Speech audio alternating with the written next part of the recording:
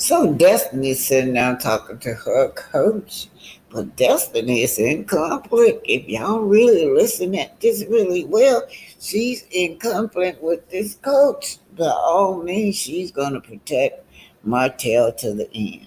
But one of the best advice she could tell Destiny, don't you ever let me see this again. You stand between two grown men that's violent. In other words, she was telling Destiny that she shouldn't be using her body as a human shield. So the coach is still just very, very, very disgusted in what she saw. She telling Destiny that you don't have no business. I mean business, no business trying to protect these men. Destiny said, well, that's just in my nature, she said. I'm just a protector. Then the therapist said, well, you need to undo that then. Because don't they have security? You know what? That's right. And I thought about what that coach said. Where is security? And then somebody in the chat asked if Kingdom Rain had a psychologist on staff. And Destiny shook her head no. But please call security, Destiny. Anyway, that's where we at with this coach. But I'm telling you, Destiny don't seem like she feeling this coach. Destiny don't want to take no responsibility. She goes and say, well, people say that. I started it. I started a fire and then I walked off or something like that. She said, but none of this is my fault. Anyway, the coach is telling her, well, it's almost like as if you were the villain. No, I am not the villain, she says. I'm trying to look for the word against. I said she was all that. She's the villainess, the antagonist, the protagonist. She's all that in one. Something psychologically wrong with this girl. But anyhow, you guys, please call the security. Call the security, Destiny. That's what you should have done. But oh, I forgot. Kingdom Rain, they don't have no security, but they have all the men sitting them. They have all those producers surrounding you with the camera. Destiny said there is no security. And that coach is right. Don't you ever stand between two grown men while they're about to fight. Back and I watched you say, hey, tell Martell, hey, we said we're not going there. And then other people kept pushing that conversation forward. They are grown. They are adults. Now, see, she's taking Destiny accountability away. What other people kept pushing the conversation? I gotta go back and watch it. I just remember Destiny pushing it. Very crafty, very crafty. Blame somebody else, young lady. You gave me good advice, but right there, the ending of the story is, ma'am, is that Destiny really was the villain, right? Destiny really started everything. That's the real issue. But what did Carlos want? I think did they instruct this one lady to start conflicts among the group in order for her to keep her job? Was that the primary objective, to start conflict between the Scots and the hosts? Or if she could get Melody on, of course, Oh, that dinner would have went on Melody. That would have been just perfect, you guys. Yeah. The hero. Who's the hero out of this? She's gonna speak on the hero that people look at Destiny and Tisha differently because they are against the hero. Well, who is that? Because every time it's just let me guess. Is this hero Melody? She has nothing to do with this man. Melody has nothing to do with this. Not one. Destiny wanted to be the hero in this thing, but it backfired on her. But what I do agree with you, what most important thing for her to know is that she should never ever use her body as a shield between two men. The only person that I think in your life wants you standing between them and another adult is law. If their name ain't law, I don't want to see it no more. That's how I feel.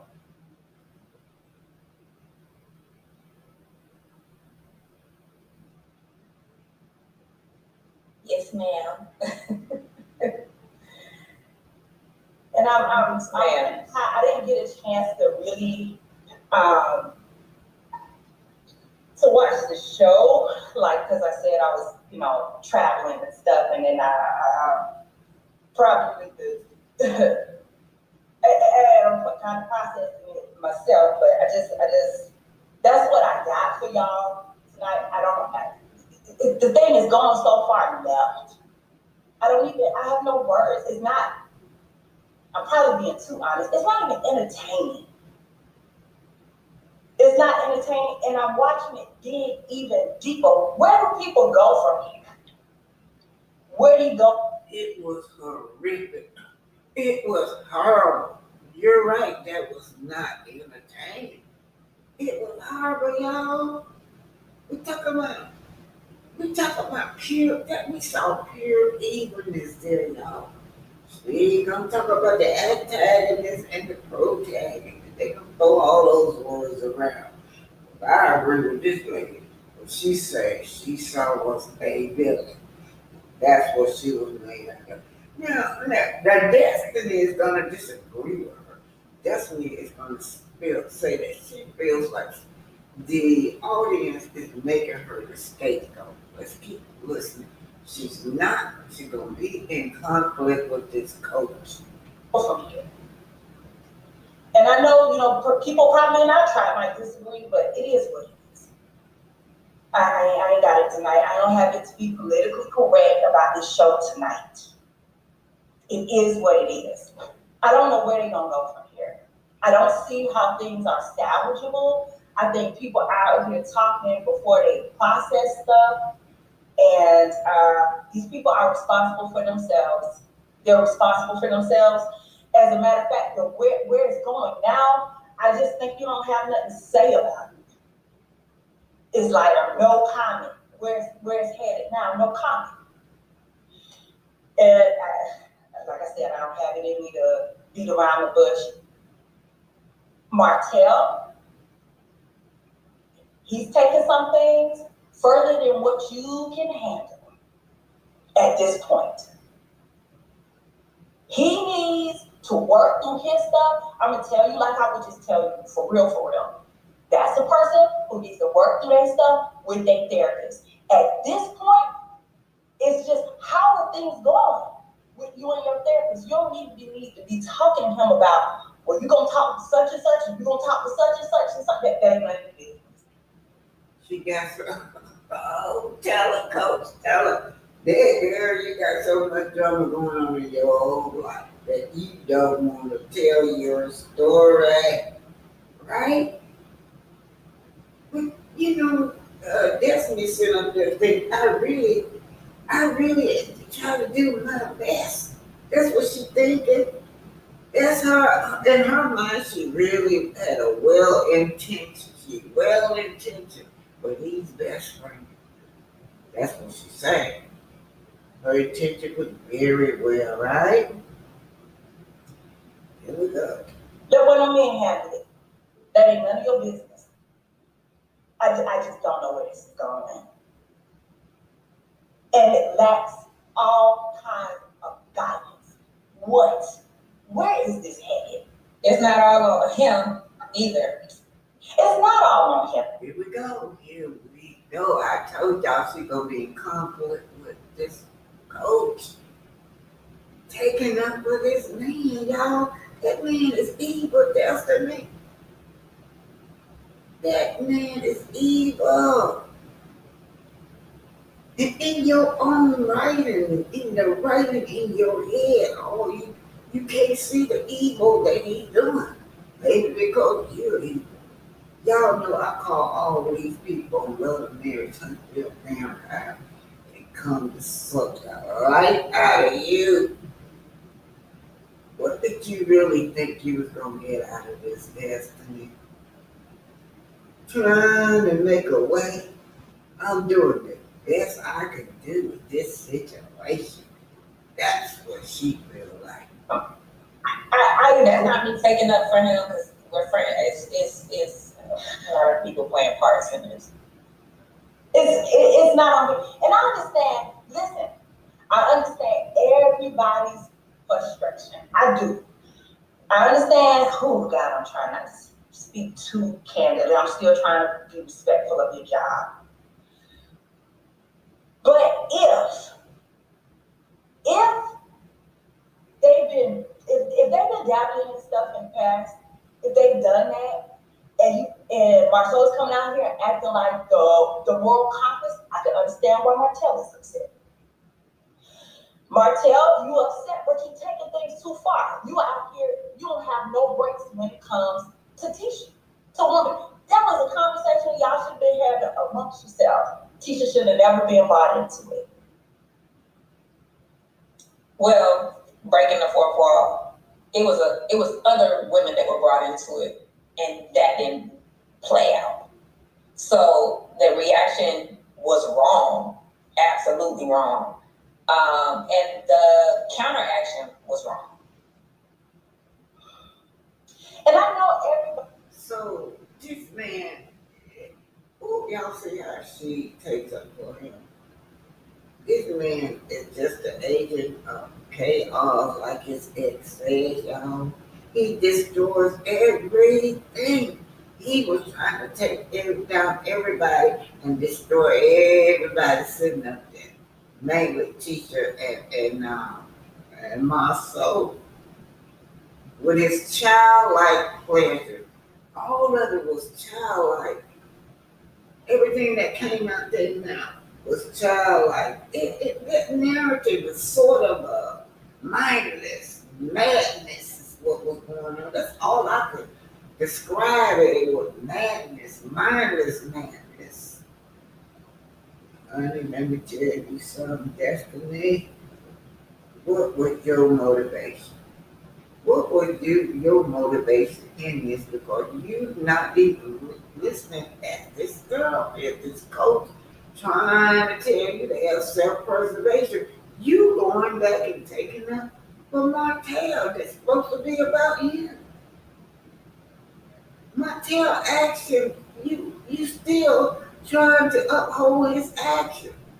And then at the same time, you want to say that, oh, I did the best I can.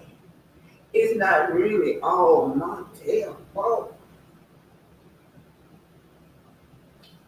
Well, let's carry on. Everybody is trying to figure out where to go with this stuff. I mean, because it's the foundation that is built on is just so shaky. At the end of the day, if y'all offered y'all family up on the altar of entertainment, you don't have a right to offer everybody else's family and make a build on this shaky foundation. Make your decisions and freaking live with it. Live with it. Let people do what they do, and that's that.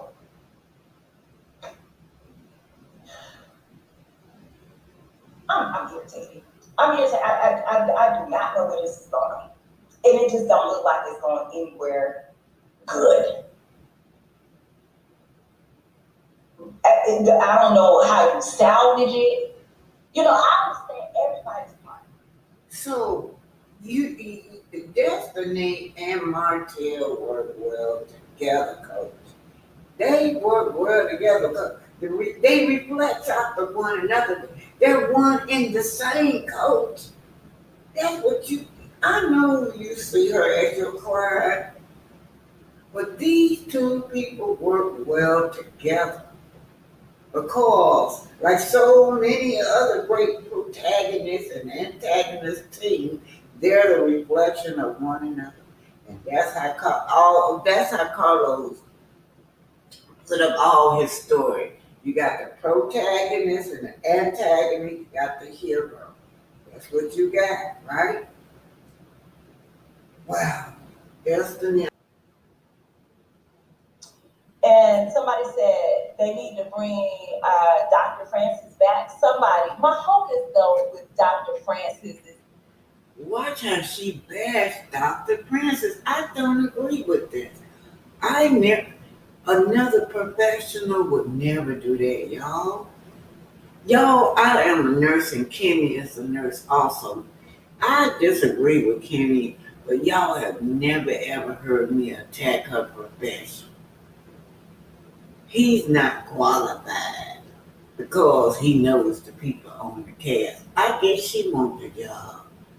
that it would be sometimes when therapists have had exposure to certain people, like it can be hard to build in room for the folks that they haven't met yet. So I'm not saying that he can't do it. I'm just hoping that it's somebody who's completely unbiased. I don't think it should be anybody who's ever. Do y'all see that? I think she got offended because they didn't recommend her as being hired for the show. This woman blocking. I know Dr. Francis is doing well, but it's the thought of her blocking Dr. Francis' job. He's not qualified for this job because he knows this cast. Ever dealt with any of the folks before. But maybe, Dr. Francis has kind of moved around and dealt with different people, on the cast. Why am I backtracking? No. I think it should be somebody brand new who has no dealings with any other cast members. So they can come in with a totally fresh perspective. And It's wrong. One profession to another. I would never, it's just a code of ethic in that profession. Why would you say that on national TV? This woman bashing Dr. Francis, trying to block his bag. Dr. Francis is well loved, y'all. He is well loved and well qualified, honey. You need to go somewhere with that.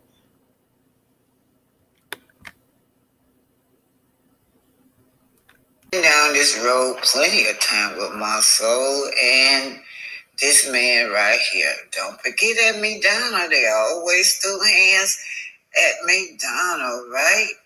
Now don't forget, they did not know that's Derek right there, y'all. So Derek wanted to try to mend a relationship together between Martell and Marsau, you guys. We've been down this road before. We're going to discover that they were at odds with each other because Martell felt like he had put his taxes out online. Let's just hear this stuff. What's up, man? Bringing more the half of what it came. Martell, how's it going? It's all right. Mark. Hello. What's up, man? Been working out? Well, we are. We're also talking. Oh, okay. Where? For some reason, Sadar thought that having me and Martell show up at the same spot where I almost threw hands at last week was a good idea. Yeah, that's not how that works. All right, man. I think I'm gonna head on out, man. Well, okay. work out. That makes sense. I mean, we can. I mean, our last conversation, that was about all I had to say. So I got everything off my chest, and okay. All I'm looking for is the ability for us to be cordial when we're around each other. That's all I'm looking for out the whole thing. And I remember you guys taking out of town trips, out of country trips, hanging out with each other. All the kids know each other. I just thought there's a lot to tear down over. What my opinion is, there's a lot of ego involved in this. We don't see eye to eye. Our wives don't see eye to eye. I don't want it to get back the way it used to. You know what I'm talking about? Because too much is taking place. I feel like there's a way that we can all move forward. Without being too contentious. No, I don't think so, man. I feel that things got a little too deep. After the cabin trip, and I apologize, I didn't say one single word to or about it, no matter what they said about us. I haven't said it to their face. I haven't said it behind their back. I haven't said anything. Now, I know Martell's a little upset with me about the Wanda thing. But Wanda is his mother-in-law threatening my wife and I, literally threatening us. So I'm like, I ain't trying to post report on that. And that was a real threat. I said, we coming at you, girl. We gonna come at y'all. I'm coming at you. And what I was real about, I'm coming at you. I was talking with my mouth. I was not talking about showing in on internet. If your mother-in-law, if she feels that comfortable and that confident to go off and disrespect my wife and me that way, how have you guys been talking about me and my wife? It's like, oh. So we always have said that Wanda was their mouthpiece, you guys. We have always said that. 18 was. Y'all must not like living out here. What do you mean? You must not like living in Huntsville. That's the threat. You must not know who I am. You must not know who my family is. What? Those are your words. I think he's very capable of acting on those words. I didn't take it personally that he was a threat on his wife. It's irresponsible of me to not take appropriate action. If we remove those two infractions, there's no path forward. And at this point, I'm maxed out. Okay, follow what I'm saying? Like I'm maxed out just on the board. You're saying it's more stuff other than that as well. That's what I said. Okay, that's why I said that was like that's what like tipped it over the iceberg. You know what I mean? There was just so much going on. Tell me that. Tell me what else was going on. You know, you share some things on social media. People can screenshot, send it to this person, they go send it to this person, and I'm like, oh, why are you? Verbatim. I said, man, you're a bitch for sending the blogger my text information. There's not a soul alive that can ever say, hey man, Marsau screenshot my business to someone else. Marsau has never did that because that right there requires a vagina. I don't post my stuff on IG. Tisha posted on IG. I don't use it to handle business or flex to see what I'm doing. Nah, man. It's not my thing. But Marsau. Oh, yo, he threw Tisha under the bus. He said Tisha did it. Oh my God. He said, when Martell said that they was exposing the tax issues online, he said Tisha does that kind of stuff. But you guys, they expect for Melody to be able to handle Martell when this grown man called the police on Martell. Anyway, y'all, because he felt like his life was threatened.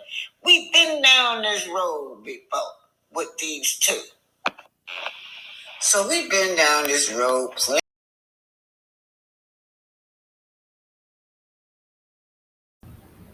Now, I really do. This is so low down, y'all. I have a problem with this. Marsau felt threatened by Martell. He felt threatened so much that he called the police on. And then turn around now. They make up. They make up a lot sooner than we thought. But guess what? Not with Melody. Year after year after year after year, this man threatened Melody. But y'all didn't feel like that was important. It was not important what he was doing to Melody, but it was important what he was doing to you and your family. You didn't care a damn about Melody and her 4 kids, but when it came to your family, you called the police on this man. When it come to Melody and her kids, his ex-wife, oh well, y'all did nothing. Y'all participated in the abuse, y'all. That's all I got to say. Low down, dirty scandal. That's what I gotta say. Big grown ass men's calling the police on Montel. But when it come to Melody, a woman and her children, it didn't matter. Nobody wanted to protect this woman. And I tell y'all today, Malcolm X said the least protected woman is the black woman, the most neglected woman, and children, and black girls, and little black boys. They are very neglected and unprotected. And if y'all don't see nothing wrong with this, something wrong with y'all to the point where my soul felt threatened. He called the police, but when it came to Melody, they all participated in the abuse and the torture of Melody. This your Black History Spotlight. Every woman in the 19th century had trouble ironing these garments. They were tight at the wrists and puffy on the shoulders. Sarah Boone was a black woman who received a patent in 1892 for creating an ironing board that could handle these challenges. Another invention is the refrigerated trucks. Before there was refrigerated transport, people used snow and blocks of ice to keep their products cool.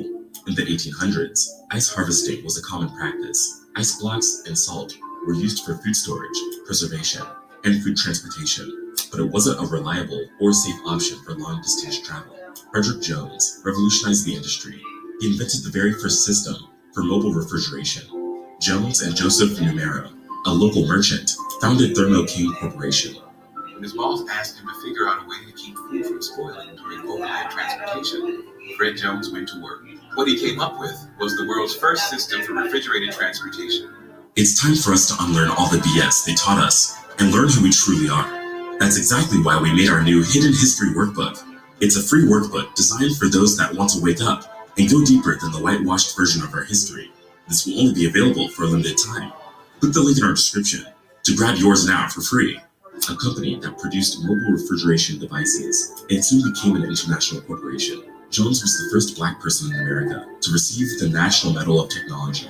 Next is the tissue holder. Toilet paper was often stored on hooks or shelves and could easily get wet or dirty. Mary Beatrice Davidson Kenner was a black woman who wanted to make convenient inventions that would help with everyday life. She invented the toilet paper holder, a device that could securely hold the roll in place and prevent the tissues from becoming contaminated. But Mary came up with other inventions, like the sanitary belt. The company that wanted to buy the belt rejected the invention the second they learned that a black woman made it. Although she invented the belt in the 1920s, she couldn't get a patent until 30 years later. Back then, women could use tampons, but these products were deemed indecent, so women used rags and cloth instead. The sanitary belt gave women their freedom back up until the 1970s when maxi pads were invented. Another one of her inventions was the backwasher. It was a product you could mount on a bathtub wall or a shower and use it to wash your back clean. She received a patent for it in 1987. The back washer Mary invented could be used for both cleansing and massaging the back. Before the back washer, people used sponges and small pieces of fabric to scrub their bodies. Brushes with long handles were a popular choice for removing dead skin cells on the back, but it took time and effort to reach every area of the back. Next on our list is the gear shifting device. Richard Bowie Spikes was a brilliant black inventor with 8 patents to his name, awarded in the 1900s. Richard Bowie Spikes